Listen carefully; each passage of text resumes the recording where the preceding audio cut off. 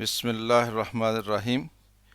Dear students, you are watching educational channel KMCH. I am Khalid Mahmood from KMCH Physics Academy. Our subject is Physics of class 10th. We are solving its MCQs. Today we have to solve MCQs of unit number 14. Unit number 14 is current electricity. Unit number 14. Choose the correct answer from the following choices. Question number 1. An electric current in conductors is due to the flow of. कि conductors में जो electric current होता है वो किसके flow की वजह से होता है.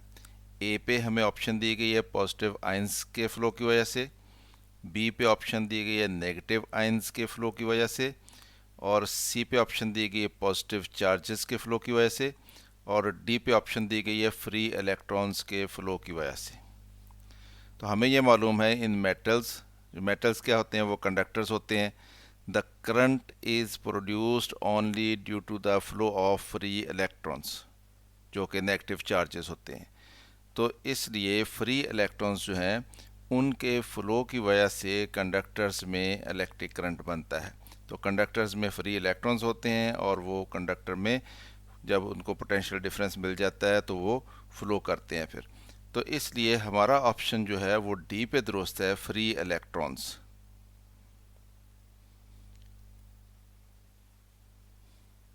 Question number 2.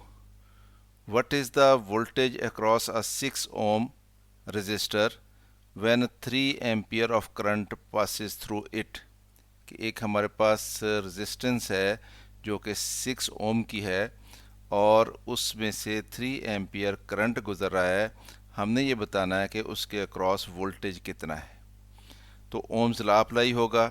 According to Ohm's law V is equal to I R होता है. I हमें दिया गया है 3 एम्पियर और R हमें दिया गया है 6 ओम. तो ये इक्वल टू 18 वोल्ट बन जाएगा. वोल्टेज का यूनिट जो है वोल्ट होता है. तो हमारे पास ऑप्शन जो दी गई हैं वो ए पे ऑप्शन दी गई है 2 वोल्ट, बी पे ऑप्शन दी गई 9 वोल्ट, सी पे ऑप्शन दी गई 18 वोल्ट और डी पे ऑप्शन दी गई 36 volt.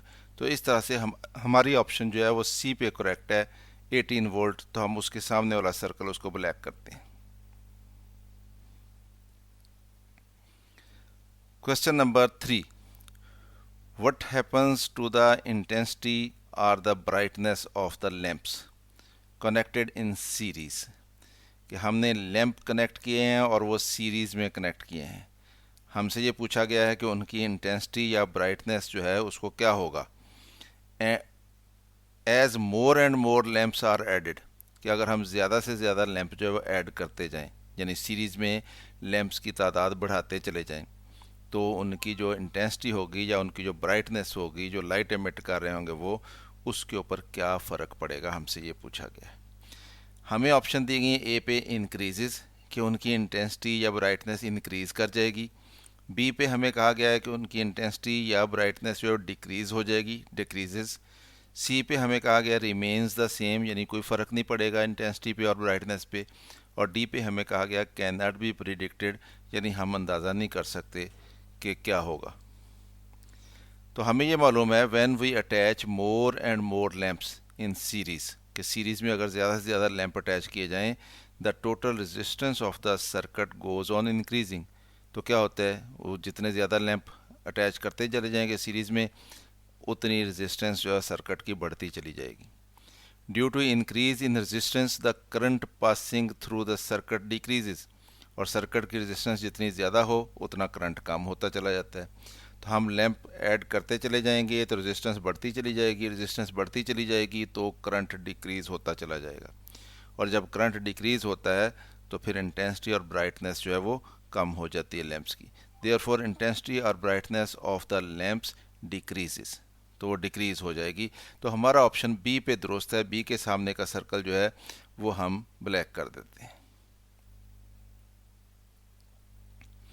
Question number 4. Why should household appliances be connected in parallel with the voltage source? कि हमारे घरों में जो वोल्टेज आ रही होती है, वापडा से जो हमारी सप्लाई आ रही होती है 225 वोल्ट, 250 वोल्ट, तो हम उसके साथ जो घरों में अप्लाइंसेस लगाते हैं, जो बल्ब लगाना है, पंखा लगाना है, कोई और चीज़ लगानी है, तो वो हमसे ये पूछा गया है कि उसको हम पैरेलल क्यों कनेक्ट करते हैं, यानी सीरीज़ में नहीं करते हैं, हम उसको पैरेलल में कनेक्ट करते हैं, तो ऐसा हम क्यों करते हैं, ये क्वेश्चन हमसे पूछा गया है। ए पे हमें ऑप्शन दी गई है to increase the resistance of the circuit, इसलिए कि सर्किट की रेजिस्टेंस इंक्रीज हो जाए। बी पे हमें कहा गया to decrease the resistance of the circuit, ताकि सर्किट की रेजिस्टेंस डिक्रीज हो जाए। और सी पे हमें कहा गया to provide each appliance the same voltage as the power source, कि जो पावर सोर्स से वोल्टेज हमें आ रही है हर अप्लायंस को सेम वोल्टेज मिले, इसलिए हम उनको पैरेलल में लगाते हैं। तो पैरेलल में जब हम कनेक्ट करते हैं अप्लायंसेस को, तो उनके अक्रॉस पोटेंशियल डिफरेंस जो है वो सेम होता है, जो कि सोर्स दे रहा होता है। और डी पे हमें ऑप्शन दी गई है to provide each appliance the same current as the power source, कि जो पावर सोर्स जो है, जो करंट दे रहा है, हर अप्लायंस जो है उसको सेम करंट मिले, हम इसलिए उनको पैरेलल में अटैच करते हैं। तो पैरेलल में जब हम अप्लायंसेस अटैच करते हैं तो उनमें से करंट जो है वो सेम नहीं गुजरता, सेम करंट तब गुजरता है जब हमने सीरीज़ में अटैचमेंट की हुई होती है। तो इसके जवाब में हम यूँ देखते हैं, parallel circuits have two big advantages over series circuit, कि पैरेलल सर्किट जो होता है उसको सीरीज सर्किट के ऊपर दो एडवांटेजेस होते हैं। Number one, each device in the circuit receive the full voltage, कि हर डिवाइस जो है सर्किट में जो लगा होता है उसको फुल वोल्टेज मिल रही होती है, तो ये एक एडवांटेज है। दूसरा, each device in the circuit may be turned of independently without stopping the current flowing to the other devices in the circuit. This principle is used in household wiring. तो house hold wiring में ये principal इस्तेमाल किया जाता है, यानी हम parallel में अटैच करते हैं सारी अप्लायंसेस को, और उसकी रीज़न ये होती है, एक तो ये कि फुल वोल्टेज मिले सबको, और दूसरी रीज़न ये होती है कि हम किसी एक अप्लायंस को बंद करें तो सारी की सारी अप्लायंसेस बंद ना हो जाएं। अगर सीरीज़ में लगी हुई हों और हमने स्विच लगाया हुआ हो, तो अगर हम उसको टर्न ऑफ करेंगे तो सारी की सारी अप्लायंसेस जो है वो टर्न ऑफ हो जाएंगी। तो ये दो एडवांटेज होते हैं जब हम पैरेलल में सर्किट जो है वो उसको बनाते हैं। तो यहाँ पे हमारे पास जो ऑप्शन दी गई हैं, उस ऑप्शन के तहत to provide each appliance the same voltage as the power source, ये हमारी ऑप्शन जो है करेक्ट बनती है सी पे, तो इसलिए हम इसको ब्लैक करेंगे। Question number 5, electric potential and EMF. Electric potential और ईएमएफ क्या होता है। ए पे हमें ऑप्शन देगी आर द सेम टर्म्स, कि ये दोनों सेम टर्म्स हैं, इलेक्ट्रिक पोटेंशियल और ईएमएफ। बी पे हमें कहा गया आर द डिफरेंट टर्म्स, ये दोनों डिफरेंट टर्म्स हैं। और सी पे कहा गया हमें हैव डिफरेंट यूनिट्स, कि इनके यूनिट्स डिफरेंट होते हैं। और डी पे हमें कहा गया बोथ बी एंड सी, यानी ये डिफरेंट टर्म्स ही हैं और इनके डिफरेंट यूनिट्स भी होते हैं।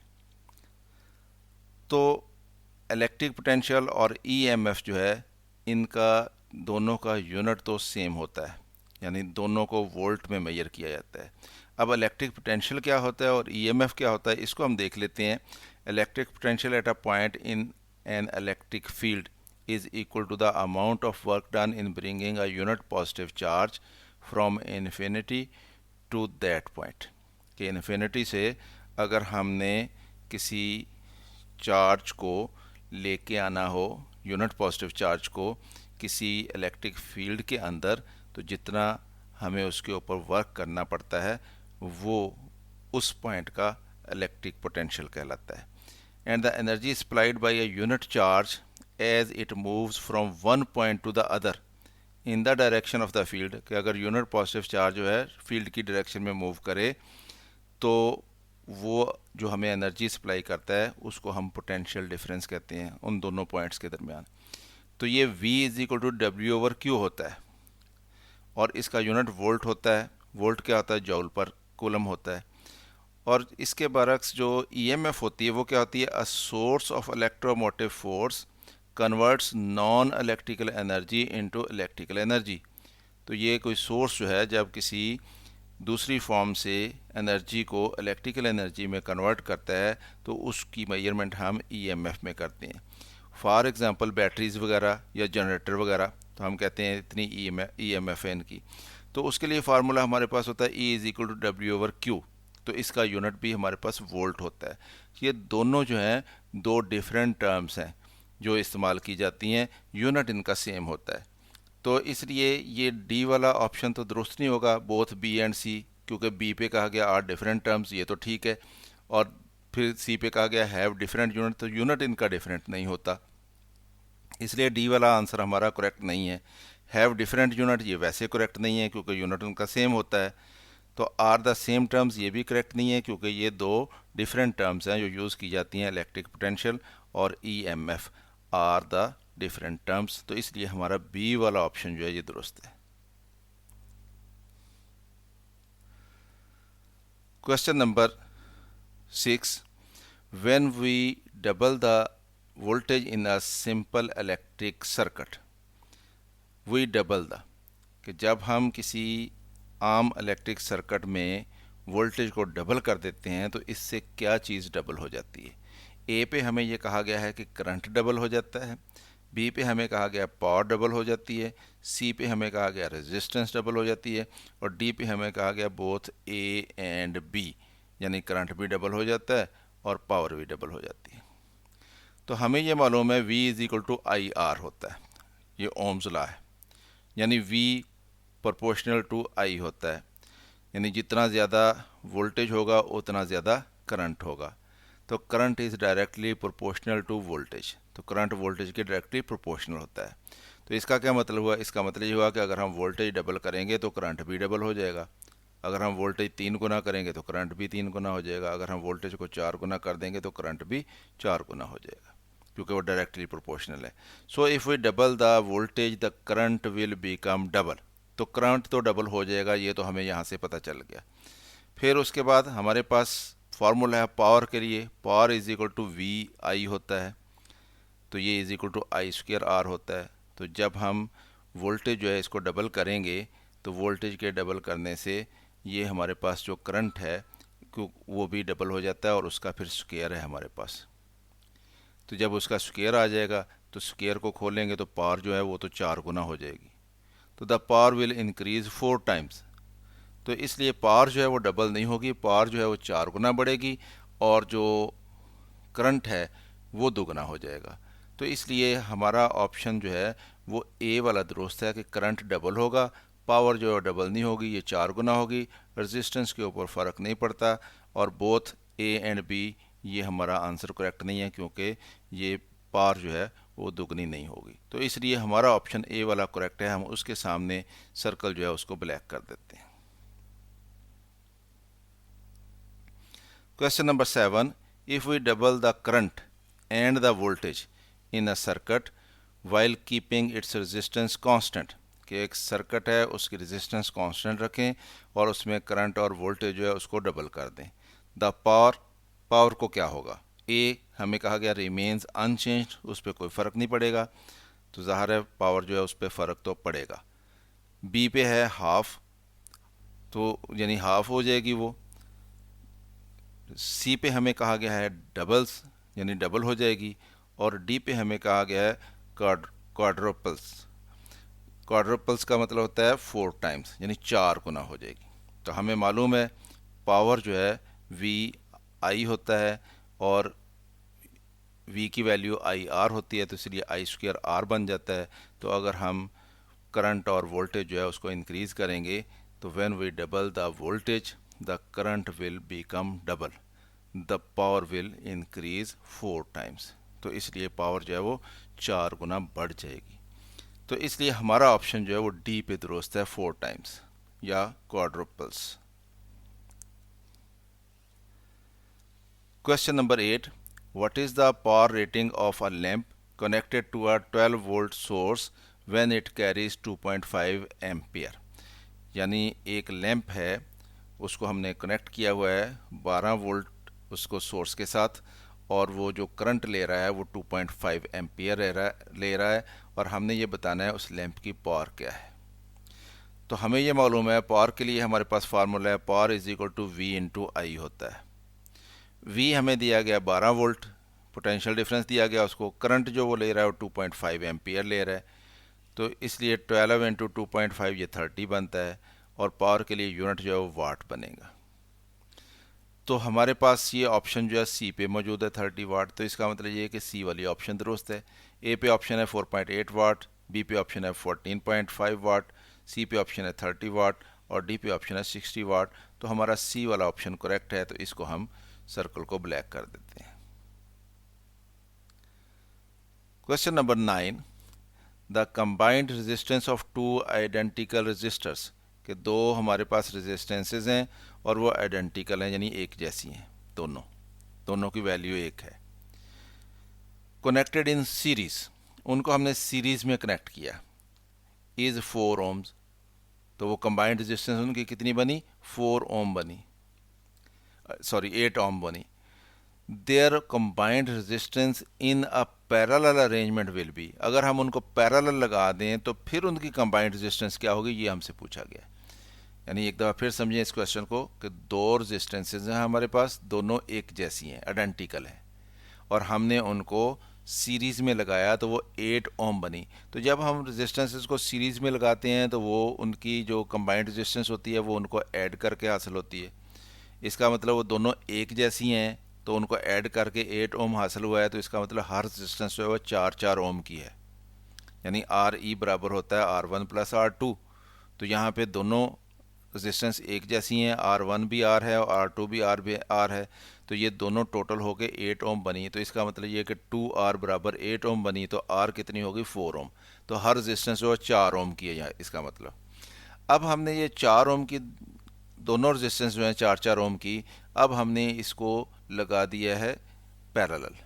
तो जब हम पैरेलल लगाते हैं तो उनकी कंबाइंड रेजिस्टेंस जो है, इक्विवेलेंट रेजिस्टेंस कैसे निकलती है, वो 1/RE is equal to 1/R1 plus 1/R2 होता है। तो यहाँ पे हमारे पास R1 और R2 दोनों सेम है, तो इसलिए 1/4 प्लस 1/4 हो जाएगा। एलसीएम लेंगे तो 4 आ जाएगा, 1 प्लस 1 यानी 2/4 आएगा, तो RE बराबर आ जाएगा 4/2 यानी 2 ओम बन जाएगी रेजिस्टेंस। तो इसका मतलब ये हुआ कि जब हम उन दोनों रेजिस्टेंसेस को पैरेलल लगाएंगे तो फिर उनकी कंबाइंड रेजिस्टेंस जो वो 2 ओम बनेगी। तो हमारा ऑप्शन ए पे करेक्ट है, तो इसलिए हम ए के सामने जो सर्कल है इसको ब्लैक कर देते हैं। तो स्टूडेंट्स, ये था हमारा चैप्टर करंट इलेक्ट्रिसिटी का यूनिट नंबर 14। इसके हमने MCQs देख लिए जो बुक के एंड पे दिए गए हैं एक्सरसाइज के तौर पर। अगर वीडियो पसंद आए तो इसको लाइक कर लिया करें, ख़ुद भी देखा करें, दोस्तों के साथ शेयर भी कर लिया करें ताकि वो भी इससे फ़ायदा उठा सकें। चैनल अगर सब्सक्राइब नहीं किया तो इसको सब्सक्राइब कर लें ताकि आपको इस तरह की मज़ीद वीडियोस मिलती रहें। मेरी तरफ से अल्लाह हाफ़िज़, शाद रहें, आबाद रहें।